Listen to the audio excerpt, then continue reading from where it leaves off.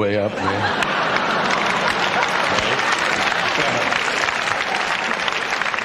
And just before you get them out, the top 8 slices go boom and fall the other way. Oh, shit, I just leave them crooked, don't you? Yeah. Let them think a burglar made a sandwich, you know. Not me, honey, I didn't do that. I never do that. That's like, who the fuck is it in my house who puts away the milk carton with this much milk in it, man? Who the fuck put that away? I thought that was full. Yeah. Frozen peas. Did you ever notice that frozen peas are all the same size? There are no small frozen peas. They're all alike. If you have a favorite frozen pea and you drop the box, you'll never see your favorite again. A strange thing. The butter warmer. We have that. We were cold. Man originally was cold, so he built a house, hot box to live in. Warm box, live inside the warm box. Pretty cool. Cold out here, warm inside the warm box. Everything was nice until he realized the meat didn't keep in the warm box. So he built a refrigerator, built a cold box inside the warm box. Meat keeps fine, but the butter doesn't spread. So he built the butter warmer, put a warm box inside the cold box, inside the warm box. Strange folks. If you use vitamins, most good vitamins don't have a trade name stamped on them. They're blank pills. They look like vitamins, but they're not marked. And if you go on the road and you take a lot of vitamins with you, enough for like 2 weeks, you might put them in another big vial, unmarked. And now you got an unmarked vial with unmarked pills in it. And if you're going through some little place maybe where the cops got a hard on that day, and he wants to give you a little trouble, a little heat, he can hold you for a while they send these things down to the lab. And off your vitamins go, and that's why I always travel with Flintstone vitamins.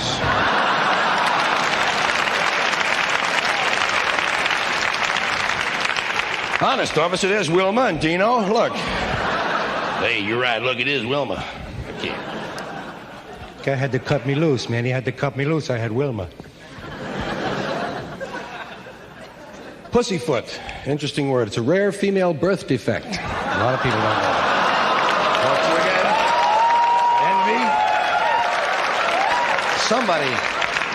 Somebody has to think of this stuff. Oh, that's what I wanted to do. I wanted to bring a little of the news your way. It's time to find out. Oh, yes.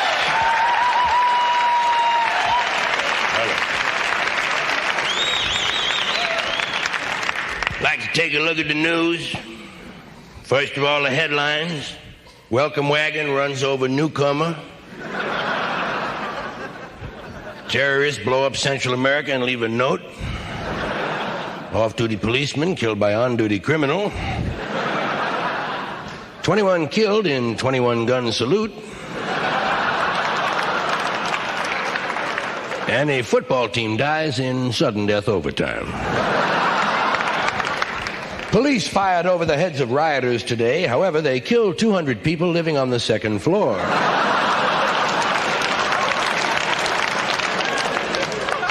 Scientists have discovered a new disease which has no symptoms. It is impossible to detect, and there's no known cure. Fortunately, no cases have been reported thus far. Doctors in Florida claim they are treating a 107-year-old woman who is pregnant. They say that because of her advanced age, she will have a grown-up. A man has barricaded himself inside of his house. However, he is not armed, and no one is paying any attention to him. Man in Milwaukee has been arrested for attempting to use food stamps to mail a watermelon.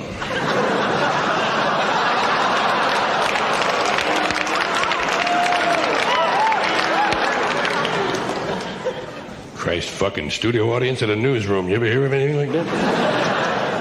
Food and Drug Administration announced today that saliva causes stomach cancer.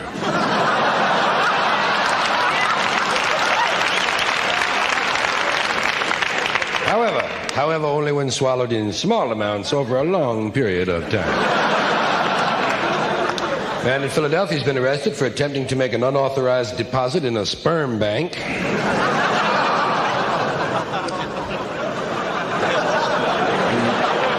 Vote with your diaphragms, folks. At the lake in City Park today, police arrested a one-armed man who was bothering the other boaters by continuously rowing in a circle.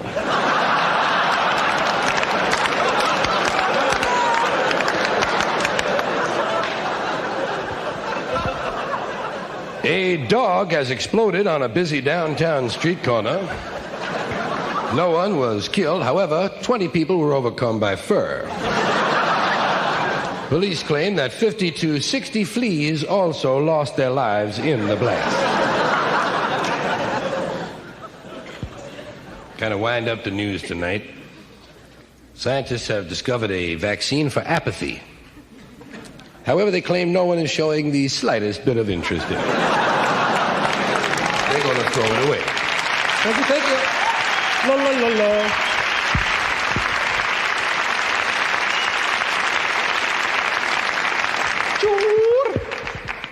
Well, I knew that with a name like George, I would have to add something else.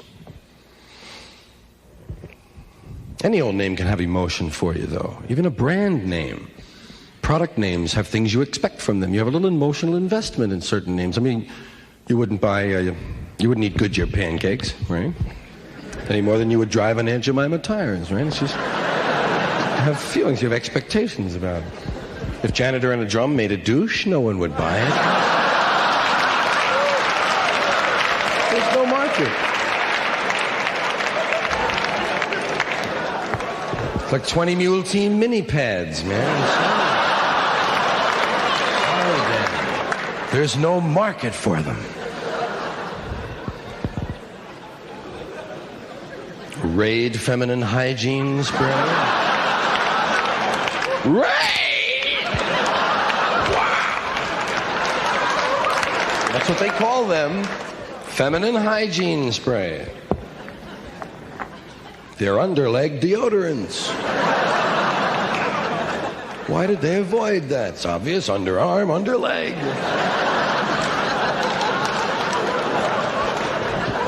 Why did they avoid that, you know? I guess it's because you have two armpits, you only have one leg pit. That's it.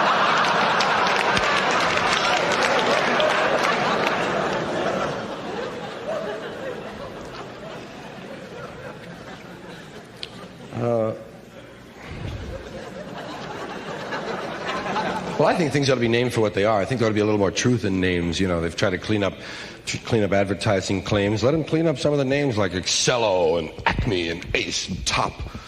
Bullshit. I like things to be called what they are. I like to bring out a new car, the 1977 piece of shit.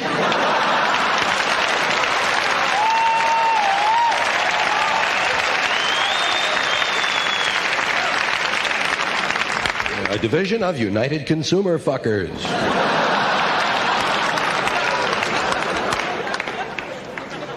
Yeah, company names are fun. Whammo is a toy company. Aren't you glad it's not an airline? Would you get in the big Whammo bird, huh?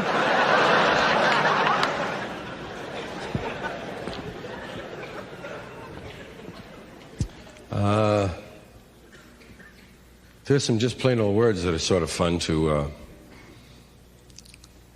think of or look at more closely than usual.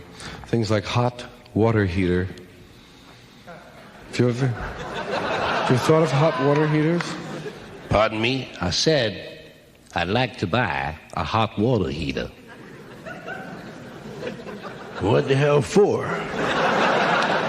Hot water doesn't need to be heated. You must want a cold water heater. How about a hot water cooler?